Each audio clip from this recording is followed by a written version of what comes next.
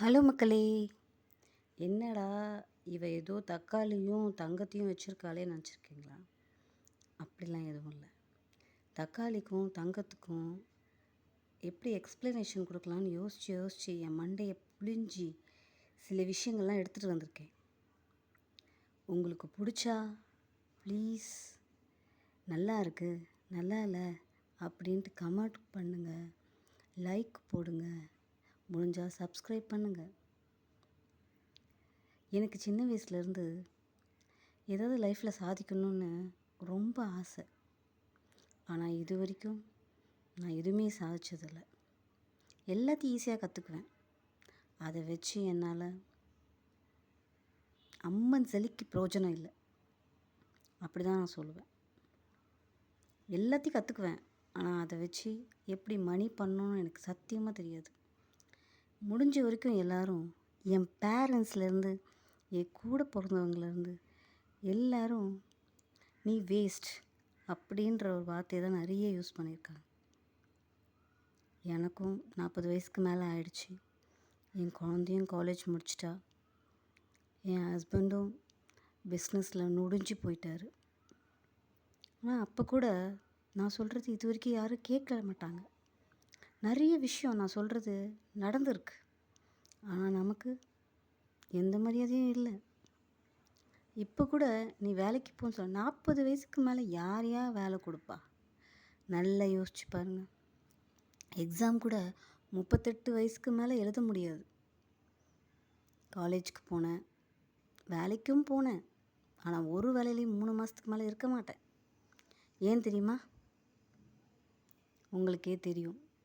3 மாதத்துக்கு மேலே இருந்தால் கொஞ்சம் அழகாக இருந்தால் என்ன நடக்கும்னு உங்களுக்கு தெரியும்.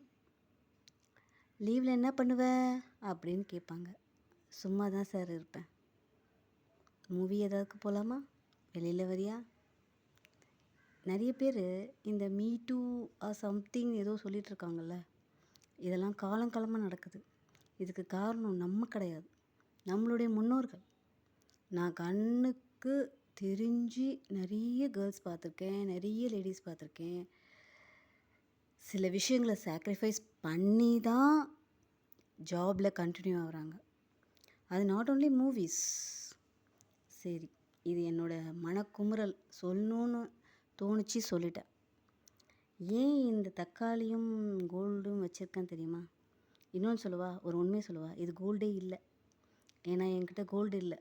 என் ஹஸ்பண்ட் வீடு வாங்கணும்னு கேட்டார். அதுக்காக என்கிட்ட இருக்க மொத்த ஜுவல்ஸையும் கொடுத்துட்டேன். மிஷின் வாங்கணும்னு கேட்டார். என் கழுத்தில் இருக்க செயின் வரைக்கும் கொடுத்துட்டேன். இப்போ என்கிட்ட பெருசாக நகைன்னு எதுவுமே இல்லை. அதனால் நான் வெளில போட்டுக்கிற இமிட்டேஷன் 21 வருஷமாக கோல்டு செயின் போட்டிருந்தேன்னா, கயிறில் எல்லோரும் கயிறுலேருந்து செயினுக்கு தாலியை மாற்றுவாங்க. நான் கோல்டு செயின்லேருந்து தாலியை கயிறுக்கு மாற்றிருக்கேன். அப்போது எங்களுடைய வளர்ச்சி எவ்வளோன்னு பார்த்துக்கங்க. எல்லாம் இந்த கோவிட்னால தான் அப்படின்னு சொல்ல மாட்டேன். சில பிஸ்னஸ்மேன்ஸ் செய்கிற தப்புக்களால் அவங்க ஃபேமிலி பிஸ்னஸை எப்படி நடத்தணும்னு தெரியாத அளவுக்கு கடவுள் கொடுப்பார். 4 கதவையும் திறந்து வச்சுருப்பார், கொடுத்துட்டே இருப்பார். நீ அதை கரெக்டாக இன்வெஸ்ட் பண்ணலன்னா ரொம்ப கஷ்டம். இன்வெஸ்ட் பண்ணிட்டேன்னா பிரச்சனையே கிடையாது. நீயும் வளர, அந்த குடும்பமும் வளரும். ஸோ ஓகே, தக்காளிக்கும் கோல்டுக்கும் வரேன். இப்போ தக்காளி விலை கம்மியாகிடுச்சுன்னா என்ன பண்ணுறாங்க? யாரும் வாங்கலைன்னு சொல்லிட்டு கீழே போட்டு மிதிக்கிறாங்க. ஒரு ஃபாரின் கண்ட்ரியில் அது ஒரு விழாவே நடத்துகிறாங்க. இன்னொன்று, நம்ம டொமேட்டோ அங்கே போய் டொமேட்டோ சாஸ் ஆகுது. ஏன் அதையே நீங்கள் சாஸ் பண்ணி கொடுக்கலாமே, ஏன் வேஸ்ட் பண்ணுறீங்க? ஆனால் இது தங்கத்துக்கு சூட் ஆகுமா? Just think. இப்போது நம்ம ஒரு மாதம் ஃபுல்லாக தங்க கடைக்கே போகலன்னு வச்சுக்கோங்களேன். அவங்களாம் அதெல்லாம் எடுத்துன்னு வந்து ரோட்டில் போட்டு மிதிப்பாங்களோ? நடக்குமா? சத்தியமாக நடக்காது. நம்ம ஏன் இவ்வளோ தூரம் அதோடைய விலையை ஏற்றணும்? இதுக்கு ஒரு கதை சொல்லுவாங்க.